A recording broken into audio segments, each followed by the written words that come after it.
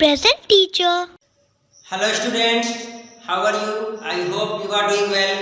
We will start a new topic that is kinds of clauses. Clauses का type, ये topic का नाम है बट हम लोग क्लॉजेज पहले देखेंगे उसके बाद टाइप देखेंगे, ठीक है। क्लॉज क्या होता है आइए ये समझते हैं। A clause is a group of words which has a subject, a predicate and a finite verb। क्या मतलब हुआ? क्लॉज क्या होता है? ये ग्रुप ऑफ वर्ड्स होता है, ठीक है। ग्रुप होता है इसका, वर्ड्स का समूह होता है, वर्ड का समूह होता है, ठीक है। क्या होता है और इसमें विच है अ सब्जेक्ट, इसके पास एक क्लॉज में एक सब्जेक्ट भी होता है, अ प्रीडिकेट, एक प्रीडिकेट भी होता है एंड अ फाइनाइट वर्ब, और एक वर्ब भी होता है। तो क्या समझे? क्लॉज क्या होता है? ग्रुप ऑफ वर्ड्स होता है जिसमें क्या होता है, एक सब्जेक्ट होता है, एक प्रीडिकेट होता है और क्या होता है, एक वर्ब भी होता है, फाइनाइट वर्ब, ठीक है।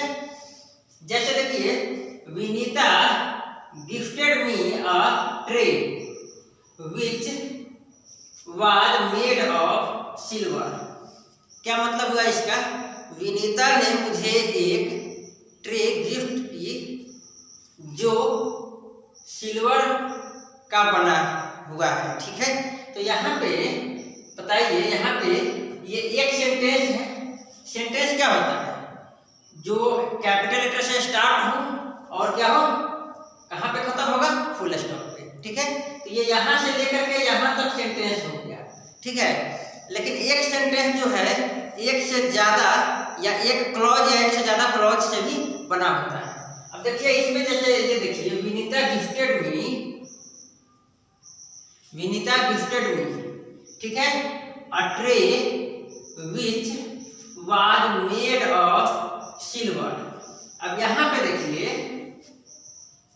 विनीता गिफ्टेड मी, यहाँ तक क्या है? एक सब्जेक्ट है, एक वर्ब है, एक ऑब्जेक्ट है, ठीक है। अब इसके बाद क्या है? A tray which was made of silver. अब यहाँ पे देखिए, इसको अगर अलग करें, which was made of silver, तो ये क्या है? ये क्या काम कर रहा है? ये जो है एक क्लॉज है। देखिए यहाँ पे एक ये क्लॉज है, एक ये क्लॉज है जिसमें एक सब्जेक्ट है, एक वर्ब है, ठीक है, और एक ये क्लॉज है, देखिए, विच वाज मेड, जिसमें एक वर्ब है ना। तो क्या समझे? कोई भी क्लॉज होगा तो उसमें एक वर्ब जरूर होता है, एक वर्ब जरूर होता है, ठीक है। यहाँ देखिए, Vinita gifted me a tray, इसमें एक सब्जेक्ट है, सब्जेक्ट ज्यादा जरूरी नहीं है, मेन है, एक वर्ब होगा, ठीक है। अब इसमें एक वर्ब क्या है? गिफ्टेड। और देखिए यहाँ पे भी एक वर्ब है, विच वाज मेड, ठीक है, विच वाज मेड। अब ये भी एक वर्ब है, ठीक है। तो जितने भी वर्ब होंगे उतने क्लॉजेज होंगे, ओके। क्यों? क्योंकि ये ग्रुप ऑफ वर्ड होगा। अब यहाँ से यहाँ तक लेकर एक ग्रुप ऑफ वर्ड है, ठीक है, और यहाँ से लेकर यहाँ तक, यहाँ से लेकर के और यहाँ तक जो है ये भी ग्रुप ऑफ वर्ड्स है जिसमें एक वर्ब है। तो ये क्या हो गए? दो क्या हो गए? क्लॉजेज हो गए। ग्रुप ऑफ वर्ड क्लॉजेज जो होता है उसमें एक वर्ब जरूर होता है। अब आपको कंफ्यूजन हो सकता है कि फ्रेज में क्या होता है। फ्रेज भी तो ग्रुप ऑफ वर्ड्स होता है, ठीक है। ये हम लोग थोड़ी देर में वो भी क्लियर करेंगे कि फ्रेज और क्लॉज में क्या अंतर होता है। चलिए एक और एग्जांपल दिया गया है, व्हेन द सन सेट्स। एक तो ये हो गया सेंटेंस। दूसरा, the birds return to their nest, ठीक है, the bird return to their nest. अब यहाँ पे क्या मतलब हुआ कि जब भी सूर्य अस्त होता है चिड़िया अपने घोंसलों में चली जाती है, ठीक है। अब यहाँ पे एक तो ये है, देखिए, इसमें एक सब्जेक्ट है द सन और एक वर्ब है सेट्स, ठीक है। दूसरा, द बर्ड, ये सब्जेक्ट है, रिटर्न ये वर्ब है। तो क्या समझे? इसमें दो अलग अलग सब्जेक्ट और वर्ब है, दोनों के लिए अलग अलग। तो यहाँ पे ये एक क्लॉज हो गया, ये एक क्लॉज हो गया, सेकेंड, ठीक है। अब यहाँ पे देखिए ये दोनों मिलकर एक सेंटेंस बना रहे हैं।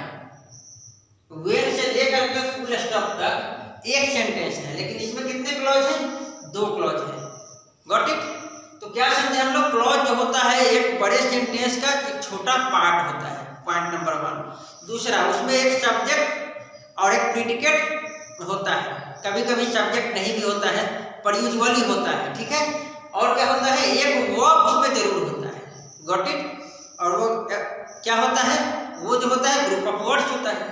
अब आपके मन में कंफ्यूजन ये होगा कि फ्रेज में भी तो ग्रुप ऑफ वर्ड्स होते हैं, सेंटेंसेस में भी तो ग्रुप ऑफ वर्ड्स होते हैं, तो क्या कैसे पहचानेंगे? क्या अंतर है दोनों में, तीनों में? ठीक है, आइए देखते हैं, वो यहाँ पे हम लोग समझेंगे। ये एक कॉलम है फ्रेज का, ये एक कॉलम है क्लॉज का, और ये एक कॉलम है सेंटेंस का। फ्रेज क्या होता है? ये भी ग्रुप ऑफ वर्ड्स होता है, हम लोग पढ़ चुके हैं। क्लॉज भी ग्रुप ऑफ वर्ड्स होता है और सेंटेंस भी ग्रुप ऑफ वर्ड्स होता है, ठीक है। चलिए, ये तो तीनों में होता है। अब देखिए फ्रेज में क्या होता है? फ्यू सेंस होता है। फ्यू सेंस भी बहुत ही कम, समझ लीजिए 9 के बराबर, उससे कुछ भी समझ में नहीं आएगा, ठीक है, इतना कम मीनिंग होता है। क्लॉज में क्या होता है? पार्शियल सेंस होता है, थोड़ा मीनिंग होता है। क्लॉज जो होता है वो कुछ कुछ मीनिंग देता है, ठीक है। और सेंटेंस जो होता है कंप्लीट सेंस देता है, और सेंटेंस जो होता है बिल्कुल पूरा कंप्लीट सेंस देगा, ठीक है, पूरा कंप्लीट सेंस, बिल्कुल समझ में आएगा कि वो क्या कह रहा है, ठीक है।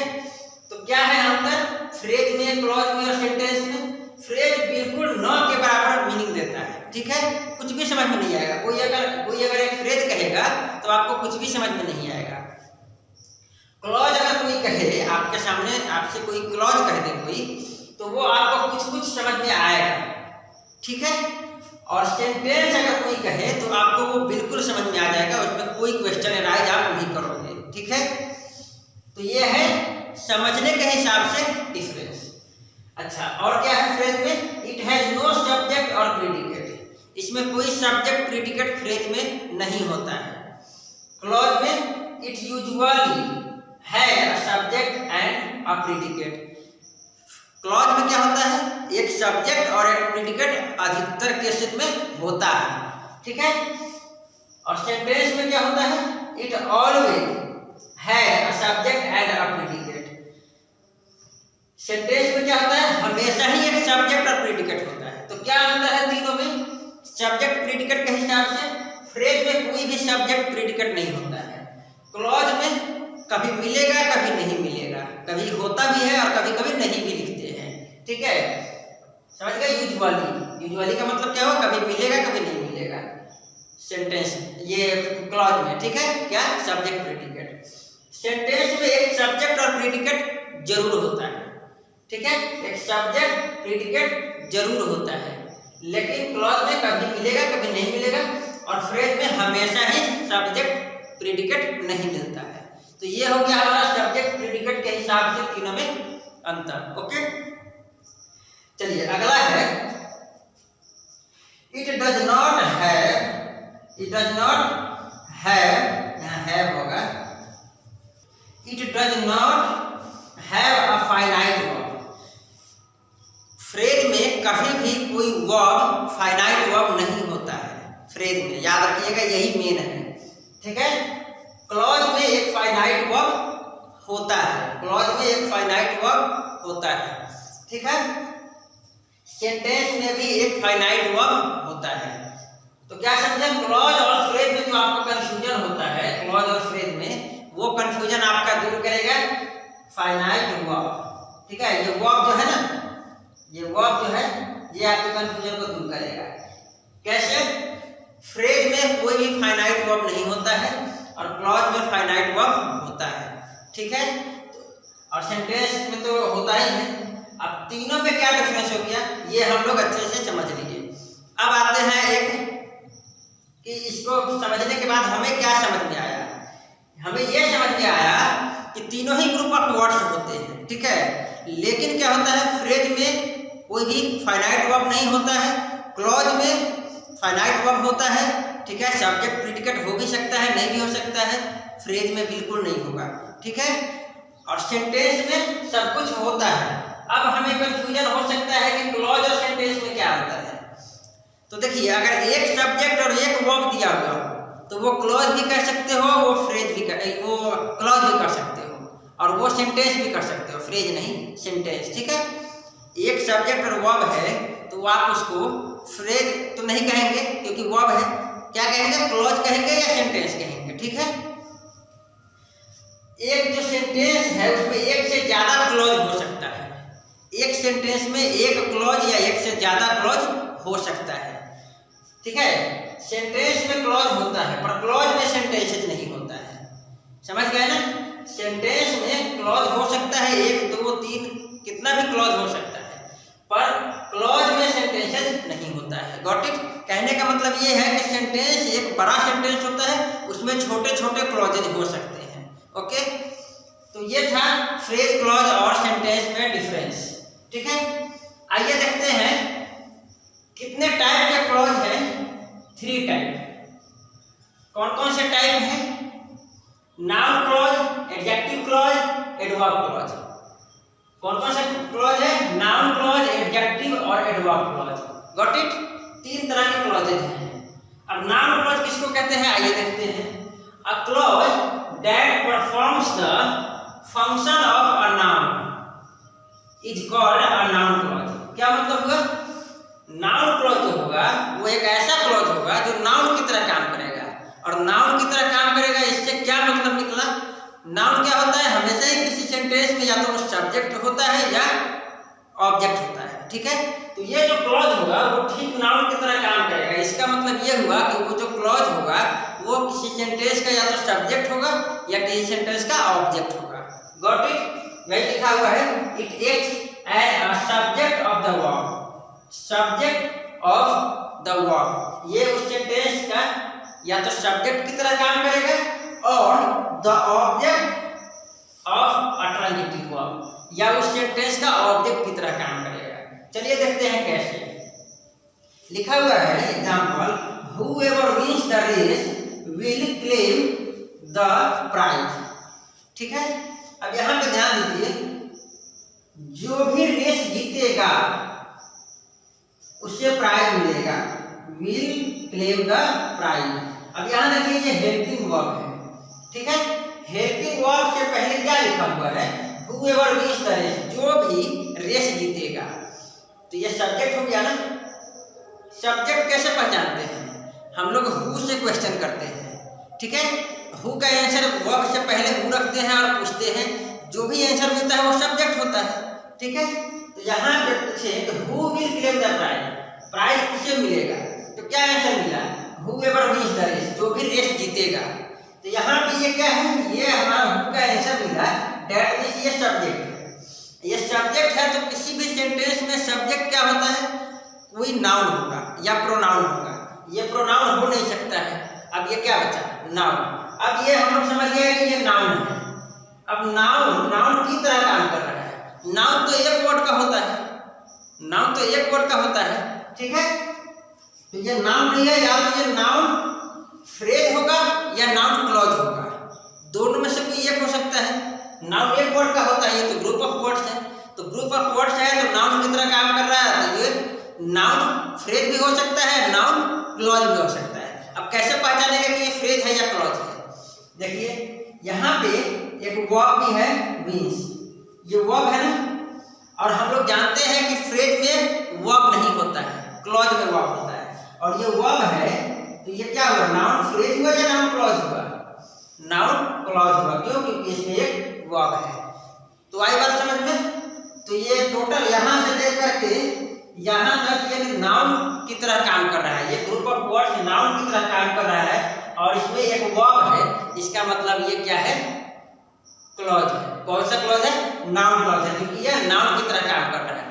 ओके, चलिए दूसरा सेंटेंस देखिए। The student didn't know where the meeting was. The student didn't know. ठीक है, यहां तक। और दूसरा पार्ट में वेयर द मीटिंग वाज। अब ये क्या है? अब यहाँ पे देखिए, एक पार्ट ये है जिसमें एक सब्जेक्ट है, एक वर्ब है, और दूसरा पार्ट ये है जिसमें एक सब्जेक्ट है, ठीक है, और एक वर्ब है वाज, ठीक है। तो क्या समझे हम लोग, इसमें भी दो पार्ट है। अब इसमें बताइए ये जो है, ये जो पार्ट है ये क्या चीज का काम कर रहा है, ऑब्जेक्ट का काम कर रहा है। कैसे, ऑब्जेक्ट कैसे पहचानते हैं, हम लोग वर्ब के बाद व्हाट लगाते हैं और अगर आंसर मिल जाता है तो वो ऑब्जेक्ट होता है। अब वर्ब के बाद व्हाट लगाइए और पूछिए the student didn't no, student बिल्कुल नहीं जानता था, स्टूडेंट नहीं जानता था। व्हाट क्या नहीं जानता था, where the meeting was, meeting कहाँ हो रहा था। व्हाट का आंसर क्या मिला, where the meeting was, meeting कहाँ हो रहा था। ये बात स्टूडेंट नहीं जानता था, ठीक है। यहाँ पे ये व्हाट का आंसर मिल गया ना, तो व्हाट का आंसर अगर मिल जाए वर्ब के बाद तो वो ऑब्जेक्ट होता है। अब ये एक से ज्यादा वर्ड्स का बना हुआ है और ऑब्जेक्ट की तरह काम कर रहा है, तो या तो ये ऑब्जेक्ट क्या होगा, ये क्या होगा, फ्रेज होगा, ठीक है, या क्या होगा, क्लॉज होगा। ऑब्जेक्ट हमेशा कोई ना कोई नाउन होता है या प्रोनाउन होता है, ये प्रोनाउन हो नहीं सकता तो वो क्या होगा, ये नाउन। अब ये नाउन है तो नाउन फ्रेज है या नाउन क्लॉज है, तो देखिए इसमें एक वर्ब है, इसमें एक वर्ब है ना। अब इसमें एक वर्ब है तो ये क्या है, नाउन फ्रेज नहीं है, नाउन क्लॉज है क्योंकि वर्ब है। Got it. तो ये है डिफरेंस किसमें, नाउन फ्रेज में और नाउन क्लॉज में। नाउन क्लॉज में क्या होगा, एक हमेशा वर्ब होगा, ठीक है।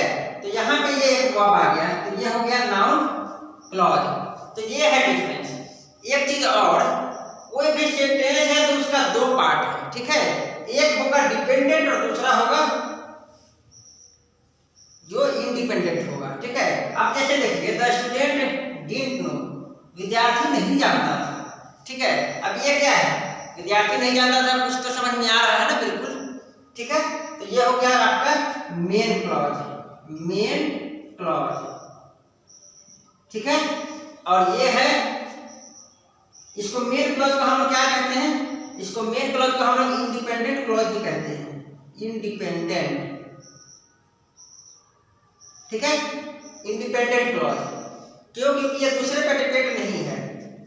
और अब ये देखिए वेयर द मीटिंग वाज, जहां मीटिंग हो रही थी। अगर मैं बोलूं जहां मीटिंग हो रही थी तो आप पूछोगे ना कहां हो रही थी, क्या हो रहा था, कुछ और आगे तो बताओ। तो यहाँ पे ये जो है कंप्लीट मीनिंग नहीं दे रहा है, ये कंप्लीट मीनिंग नहीं दे रहा है, ठीक है। यहाँ पे आप ये जो है कंप्लीट मीनिंग नहीं दे रहा है, इसलिए इसको कहेंगे डिपेंडेंट क्लॉज।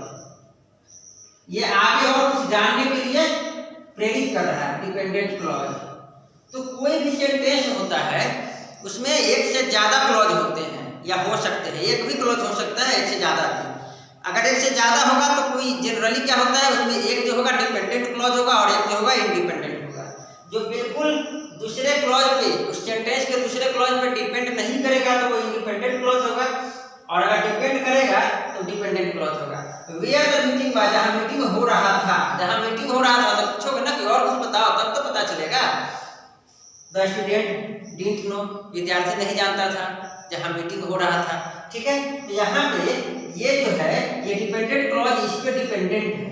ये जो है ये पार्ट तभी समझ में आएगा जब ये पार्ट कहा जाएगा, अदरवाइज ये सेंटेंस में ये पार्ट समझ में नहीं आएगा। लेकिन अगर इसको हटा लेंगे तो ये पार्ट कुछ कुछ समझ में आ जाएगा। द स्टूडेंट डिडंट नो, विद्यार्थी नहीं जानता था, समझ में आ रहा है, अच्छा नहीं जानता है। लेकिन ये पार्ट बिना इसके समझ में नहीं आएगा, तो ये अकेले समझ में आ जाता है, इसलिए इसको इंडिपेंडेंट क्लॉज कहेंगे। और ये समझ में नहीं आ रहा है अकेले, इसीलिए इसको कहेंगे कि इसको समझने के लिए एक मेन क्लॉज की या इंडिपेंडेंट क्लॉज की जरूरत पड़ती है, इसीलिए हम लोग इसको डिपेंडेंट क्लॉज कहते हैं, क्योंकि ये इस पे डिपेंड करता है, ठीक है।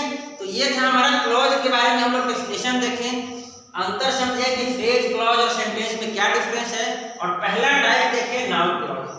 आई होप आपको ये क्लियर हो गया होगा। Okay, thank you.